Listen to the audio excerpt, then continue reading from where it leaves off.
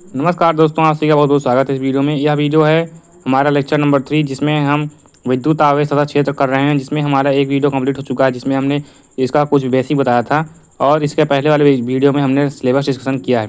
इस वीडियो में हम जानेंगे कूलाम का नियम क्या होता है। ठीक है, कूलाम का नियम कैसे समझना है इसको मैंने आपको यहाँ पहले लिख के रखा हुआ है। इसको मैं अच्छे तरीके से एक्सप्लेन करूँगा आगे वाले वीडियो में।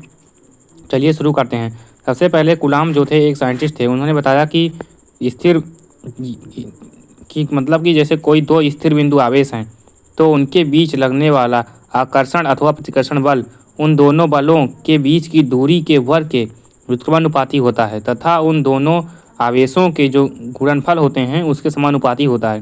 तो यह था कूलाम का नियम।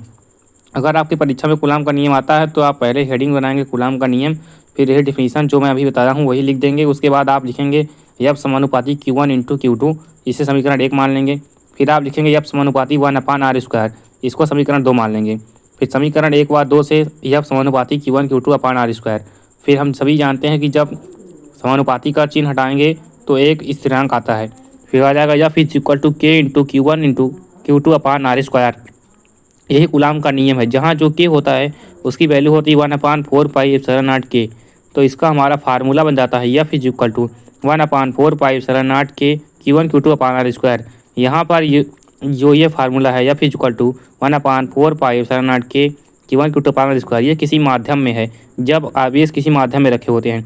यदि यहाँ पर के का मान हम 1 कर देते हैं, के इज इक्वल टू 1, तो हमारा यह बन जाता है निर्वात में।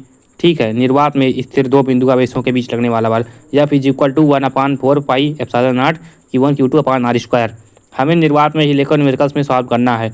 जैसे 1/4πε0 जो होता है उसकी जो वैल्यू होती है वो होती है 9 × 10⁹ न्यूटन मीटर स्क्वायर पर कूलाम स्क्वायर। इसका मात्रक विशेष ध्यान रखें। मात्रक कैसे आता है, न्यूटन मीटर स्क्वायर पर कूलाम स्क्वायर इसका मात्रक आएगा। ठीक है, और जो ε0 होता है उसका मात्रक होगा 8.85 × 10⁻⁻12 कूलाम स्क्वायर पर न्यूटन मीटर स्क्वायर।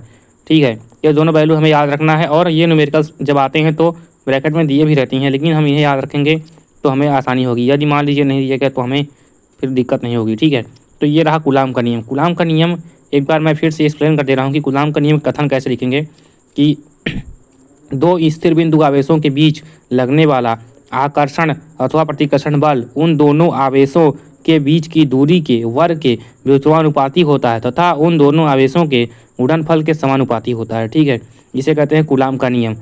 अब इस लेक्चर में हमने कूलाम का नियम डिस्कस किया है। आप कूलाम का नियम को लिख लीजिए और इस पर आधारित कुछ न्यूमेरिकल सॉल्व करने का प्रयास कीजिए। अगले वीडियो में हम समझेंगे इसके आगे का टॉपिक है विद्युत क्षेत्र और विद्युत क्षेत्र की तीव्रता क्या होती है।